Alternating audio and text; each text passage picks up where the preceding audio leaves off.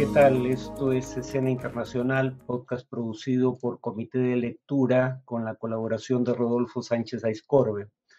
Comienzo con las noticias. La primera noticia de este podcast es que el autodenominado Estado Islámico, nombre resentido por la abrumadora mayoría de los musulmanes, que no quieren que su religión sea identificada con ese grupo, y que son las principales víctimas mortales de sus acciones, bueno, el autodenominado Estado Islámico anunció la muerte de su líder y vuelve a nombrar un califa.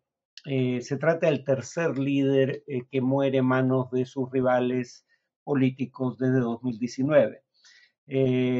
Según el ejército estadounidense, Abu al-Hassan al-Qurashi, el líder muerto, habría perecido en una operación del Ejército Libre Sirio, un grupo opositor armado del régimen de Bashar al-Assad, pero que también enfrenta a las huestes del Estado Islámico en territorio sirio. Y habría muerto curiosamente en la provincia de Deraa, donde empezaron las protestas que dieron lugar a la guerra civil que se inició en Siria en 2011. No es precisamente un bastión del Estado Islámico, pero estaba en la clandestinidad. Digamos, desde la muerte del primer califa, así designado por el autodenominado Estado Islámico, Abu Bakr al-Baghdadi, en 2019, año en que murió, los líderes del grupo se hacen llamar, digamos, al-Jurashi, que no es parte del nombre, sino es un gentilicio, digamos, hace referencia a la tribu Jurash a la que pertenecía el profeta del Islam Mahoma, y a la que en realidad no pertenecía a ninguno de los líderes del Estado Islámico, pero la invocaban como fuente de legitimidad, un poco para indicar que eran los verdaderos seguidores de Mahoma. Tras la muerte del fundador, el primer califa, Abu Bakr al-Baghdadi en 2019, Abu Ibrahim al-Qurashi, siguiendo la nueva denominación, murió en febrero de este año. En ambos casos murieron por acciones del ejército estadounidense. Eh, Abu Ibrahim al-Qurashi fue reemplazado por Abu al-Hassan, que acaba de morir también por acción de grupos irregulares armados, y ha sido reemplazado ahora por Abu al-Hussein al-Qurashi, nuevamente, ¿no? Esto se da en un contexto en el que, si bien este grupo, a diferencia de Al-Qaeda, que en árabe significa la base y que pretendía coordinar distintos grupos de orientación yihadista, es decir, con una agenda político-religiosa transnacional, pero que no pretendía dirigir de manera inequívoca, este grupo sí pretendía tener un califa, es decir, un líder a la vez político y religioso que fuera un líder supremo indiscutido. En la práctica, sin embargo, ha sido tan vulnerado, tan diezmada la alta dirección de este grupo. Estamos hablando de que finalmente han sido asesinados 3 de sus líderes máximos desde 2019, que, repito, en la práctica se han convertido en un émulo de Al-Qaeda, es decir, ya no intentan funcionar para todo efecto práctico como una organización jerárquica y piramidal, sino como una red en donde hay nodos más importantes que otros, pero los distintos nodos de la red tienen autonomía operativa. Eh, Abu Bakr al-Baghdadi había creado el califato en 2014 desde la ciudad de Mosul, la segunda ciudad de Irak que llegó a caer en su poder, y se proclamó califa de todos los musulmanes, nada pretencioso el título, ¿no? Aunque ningún musulmán, más allá de los militantes de su organización, lo hubiera elegido para ese propósito, y de cualquier modo nadie en el mundo islámico, salvo el Estado Islámico y Al-Qaeda, hablan de la constitución de un Estado panislámico, ¿no? Eso es algo que ha desaparecido desde el fin del ejército, perdón, del sultanato otomano tras la Primera Guerra Mundial. Nadie más en el mundo de mayoría musulmana piensa en esos términos, y incluso grupos islamistas distintos a estos aceptan el Estado-nación como base de operación política. Digamos, como Estado, como una base territorial, el Estado Islámico desapareció en realidad en 2019 cuando la ciudad siria de Raqqa cayó en manos de las Fuerzas Democráticas Sirias, un grupo, digamos, que involucra a milicias de distintas etnias sirias, pero liderado por milicias kurdas, ¿no? Eh, por otro lado, segunda noticia de hoy, Rusia rechazó las condiciones de Biden para conversar sobre Ucrania. En realidad, cuando uno lee los detalles, quien pone condiciones más que Biden es Putin, ¿no? Biden en una conferencia de prensa en la Casa Blanca de forma conjunta con el presidente de Francia, Emmanuel Macron, que estaba visitando Washington, dijo que estaba, cito, dispuesto a hablar con Putin si decide que está preparado para buscar formas de acabar con la guerra. Mientras tanto, añadió, es absolutamente decisivo que apoyemos a la población ucraniana. Esta apertura a un diálogo con Rusia para poner fin a la guerra es algo que Macron le pedía a Biden, pero a su vez Biden le pedía a Macron que se comprometiera, y lo hizo en esa conferencia de prensa, públicamente a decir que no iba a exigirle ceder territorio al gobierno ucraniano y que sería el gobierno ucraniano el que establecería bajo qué condiciones estaría dispuesta a firmar la paz con Rusia. Macron dijo en ese sentido que nunca urgirá a los ucranianos a alcanzar un compromiso que no sea aceptable para ellos, porque eso nunca construiría una paz duradera. Es decir, la paradoja aquí es que se habla a propósito de los ucranianos, pero no con ellos, para resolver las diferencias entre Francia y Estados Unidos en torno a la materia. La respuesta del portavoz del Kremlin, es decir, de la sede de gobierno rusa, Dmitry Peskov, fue que la operación militar especial va a continuar. Rusia aún se niega a llamar a esto por su nombre, una guerra. Agregando que Putin está dispuesto a conversar si se respetan los intereses de Rusia, y para quien dudara sobre a qué se refería, añadió, Estados Unidos no reconoce los nuevos territorios como parte de la Federación Rusa. Bueno, ni Estados Unidos ni ningún otro estado del mundo que yo sepa. En todo caso, tal vez hay excepciones como Siria y Nicaragua, pero fuera de esos casos, nadie reconoce las 4 provincias de Ucrania anexadas por Rusia como territorio ruso porque violan el principio del derecho internacional según el cual es inadmisible la adquisición de territorio por medio de la guerra. Además, claro, Peskov añadió que desde antes del 24 de febrero, fecha en la que empezó la invasión sobre Ucrania, Putin había intentado mantener conversaciones con la OTAN, la Organización de Seguridad y Cooperación Europea, Estados Unidos, pero que todos estos esfuerzos resultaron infructuosos, ¿no? Finalmente, la tercera noticia del día de hoy es que China ha flexibilizado ciudades del país, no a nivel del Estado en su conjunto, han flexibilizado las medidas de restricción y distanciamiento social vinculadas a la lucha contra el COVID. Esto claramente parece ser una respuesta a las protestas. La buena nueva es que si bien hubo represión contra los manifestantes, cosa que es deplorable, por otro lado, sin embargo, el gobierno parece estar respondiendo a sus demandas, que tenían que ver precisamente con este tipo de temas. Pero claro, aunque Xi Jinping dijo que podían darse pasos a nivel nacional para modificar paulatinamente la política de cero COVID, es decir, cortar de raíz cualquier brote de la enfermedad, las decisiones se están empezando a tomar a nivel de ciudades, ¿no? Por ejemplo, en dejar de exigir un test negativo reciente para acceder a lugares públicos. En Pekín, las autoridades pidieron a los hospitales que dejen de rechazar a pacientes que no tuvieran un test negativo de las últimas, digamos, realizado en las últimas 48 horas.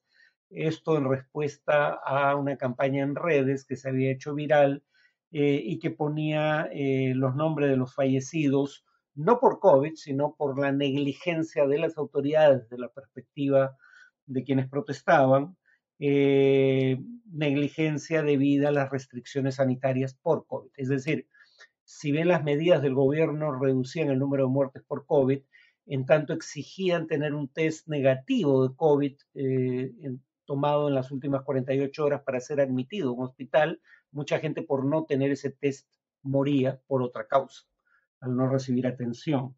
Eh, Además, ya el Diario del Pueblo, el órgano del Partido Comunista Chino, ha publicado opiniones de expertos en salud que apoyan, bueno, de hecho siempre lo hicieron, que las medidas de cuarentena que no se han levantado ya no tengan que realizarse en un centro de cuarentena dirigido por el gobierno nacional o local, sino en la residencia de la persona enferma. Y en otras ciudades se ha autorizado la apertura de restaurantes, centros comerciales y escuelas, ¿no? Eh, bueno, en cuanto al tema de análisis, me voy a referir brevemente al informe preliminar de la misión enviada por el Consejo Permanente de la Organización de Estados Americanos al Perú y que ha causado, digamos, extrañeza por lo insustancial. Pero cuando uno lee el texto, básicamente se limita a resumir, salvo por la sección final en la que hace recomendaciones, se limita a resumir, digo, las opiniones que recogió de todos aquellos actores políticos y sociales con los que se reunió. La misión se reunió con representantes del Ejecutivo, del Legislativo, de la directiva del Legislativo y del Poder Judicial, con representantes de las 13 bancadas que existen en el Legislativo, representantes de partidos políticos y de sociedad civil. Su representatividad siempre ha sido cuestionada dependiendo de su identidad por quienes no comulgan con sus posiciones, pero en todo caso fueron recibidos. Y repito, parte de la decepción es porque se dice que es muy insustancial lo que se afirma, pero la mayor parte del documento se limita a recoger las opiniones de parte vertidas en estas conversaciones. No son necesariamente posiciones de la misión que todavía no ha evacuado su informe final. Este es un informe preliminar. El diario Gestión informó equivocadamente que era el informe final, no lo es. El documento habla de un ambiente altamente polarizado, lo cual es cierto si nos remitimos a los actores políticos formales, es decir, mayoría del Congreso y directiva de la entidad y el Ejecutivo, y tal vez, digamos, la Fiscalía de la Nación, si se quiere, que ha formulado acusaciones formales contra el presidente como líder de una organización criminal. O sea, hay una polarización política, repito, a nivel de actores políticos formales de alto rango. Pero el texto añade que esto conduce a un enfrentamiento cada vez mayor en la sociedad. Yo tendería a discrepar con esto. Pensemos en una verdadera polarización, que es el caso brasileño. ¿Cuál es la gran diferencia entre lo que ocurrió en Brasil y lo que ocurrió en Perú? Que en Brasil la polarización era real en la sociedad, como lo expresa el hecho de que en primera vuelta los dos candidatos que ocuparon los primeros lugares obtuvieran en conjunto alrededor del 90% de los votos. En el Perú, los dos candidatos que pasaron a segunda vuelta, sumando sus votos y hablando de votos válidos, no del total de votos emitidos, no llegaban al 30%, eran ligeramente superior al 25% del total de votos válidos. Entonces, eso demuestra que no había una polarización previa. La segunda vuelta generó una atmósfera de polarización, pero cuando uno ve encuestas en este momento, porque el texto hace referencia a las manifestaciones en favor y en contra del Ejecutivo, primero las manifestaciones, si acaso, son llamativas por la escasa convocatoria que tienen. Ninguna ha tenido más de 5.000 participantes, siendo generoso con las cifras, ¿no? Y en segundo lugar, cuando uno ve encuestas de opinión, no es solo que la mayoría de la población no se movilice ni a favor del Congreso ni a favor del Ejecutivo, sino que uno no aprueba a ninguno de los dos, el Congreso ni siquiera alcanza los 2 dígitos de aprobación y el Ejecutivo merodea el 25% de aprobación, pero además una amplia mayoría, más de 2 tercios, preferiría como salida a la crisis un adelanto de elecciones generales, ¿no? Entonces, ¿qué tanta polarización existe en la sociedad? Es discutible. De hecho, el informe habla de que algunos actores manifestaron que esto implicaba el riesgo de violencia armada y en general conflictividad social creciente de diversa índole. Cuando uno ve estudios sobre conflictividad social, estos no tienden a ser particularmente pesimistas respecto a las perspectivas de conflictividad social, no hablemos ya de violencia social en el caso peruano. O sea, no coincide con las versiones de parte que recoge la misión de la OEA, ¿no? Se discute el tema de los medios de comunicación y nuevamente, esta no es la posición de la misión que aún no ha evacuado un informe final, son las versiones que recoge de las partes. Y claro, de partes más cercanas al gobierno se recoge la versión de que hay una concentración en la propiedad de los medios, cosa que es objetivamente cierta, al margen de lo que uno piense sobre lo que eso implica, ¿no? Por lo menos en la prensa escrita claramente existe una concentración de medios. Eh, y bueno, ya algo más discutible, medios que son cuestionados por carecer de objetividad. Yo creo que hay un elemento de verdad en ello, en lo personal. Pero a su vez los medios cuestionan que el gobierno no concede entrevistas, cuando concede entrevistas lo hace a prensa extranjera, pero no incluye a medios peruanos, etcétera, lo cual claramente también es cierto, ¿no? Y la propia misión añade que incluso en la eventualidad de que los medios tengan estos sesgos que se le imputan, si bien pide que los medios tengan una cobertura constructiva e imparcial, por otro lado, dice que incluso el ataque respecto a los sesgos de los medios, en la eventualidad de que fuera cierto, no justifica la posibilidad de restricciones a la libertad de expresión, ¿no? En cuanto a las recomendaciones que formula, son de una generalidad que linda con lo banal, ¿no? Habla de la conveniencia de realizar un diálogo. Este diálogo debería ser un diálogo formal que involucre a los poderes del Estado, los partidos políticos, representaciones múltiples de la sociedad civil que no existe en singular, ¿no? No hay tal cosa como la sociedad civil. Hay infinidad de grupos de distinta orientación, con distintas agendas y áreas de interés. Que este diálogo sea sin condicionamientos y que sea asistido por un tercero, no lo llaman mediador, que cumpliría más bien las funciones de facilitador o acompañante del proceso, y que sea apoyado por organizaciones internacionales si las partes lo estiman oportuno, ¿no? Sin embargo, hay un dato que se ha olvidado y es el hecho de que eh, si bien la propuesta añade que hay una tregua política en tanto se instala el diálogo, la misión no ignora el riesgo muy realista, por cierto, de que ese diálogo sea infructuoso si por suerte al menos se inicia, cosa que tampoco está garantizada, ¿no? Y entonces en ese caso hace una propuesta que parece relativamente razonable, que el Tribunal Constitucional, dice, ante la imposibilidad de acuerdos, el Tribunal Constitucional, que es el guardián de la Constitución y cuya única responsabilidad es hacer que se cumpla lo que estipula, sea el árbitro en última instancia de los conflictos entre los poderes del Estado, ¿no?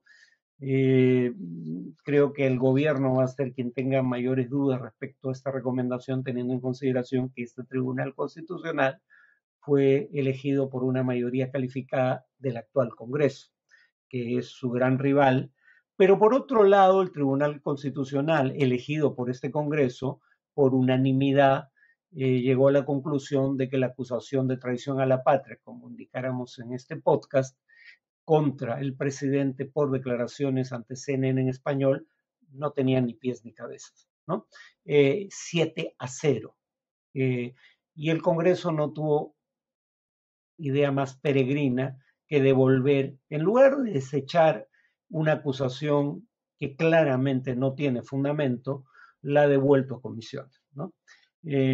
O a la subcomisión que elaboró el informe, donde se acusaba al presidente de traición a la patria. ¿Qué hará la subcomisión bajo estas circunstancias? Nadie lo sabe. Pero en todo caso, pese a que este Tribunal Constitucional fue elegido por el actual Congreso, que es uno de las partes involucradas en la polarización política, por lo menos la mayoría de este Congreso, ha demostrado que no parece ser un mero instrumento de la mayoría del actual Congreso al darle la razón al Ejecutivo en este tema. Y de cualquier manera, al margen de lo que uno piense de la composición del actual Tribunal Constitucional, en circunstancias como esta yo tendería a coincidir con el informe preliminar de la misión de la OEA, de que es el llamado a ser el árbitro ante demandas contenciosas o casos contenciosos que se le presenten. Dicho sea de paso, esta discusión interminable sobre los sesgos que podía tener la misión, primero el informe revela que no había mayor sesgo, si acaso, repito, pecó de banal, no de sesgada la, la, las recomendaciones, ¿no? Formuladas pecaron de sesgadas, las recomendaciones formuladas por esta entidad y el único canciller al que se consideraba sesgado a su vez en favor del gobierno, el canciller argentino Cafiero, finalmente no formó parte de la comisión y no vino al Perú, ¿no? Bueno, eso es todo por hoy. Nos vemos en el siguiente podcast.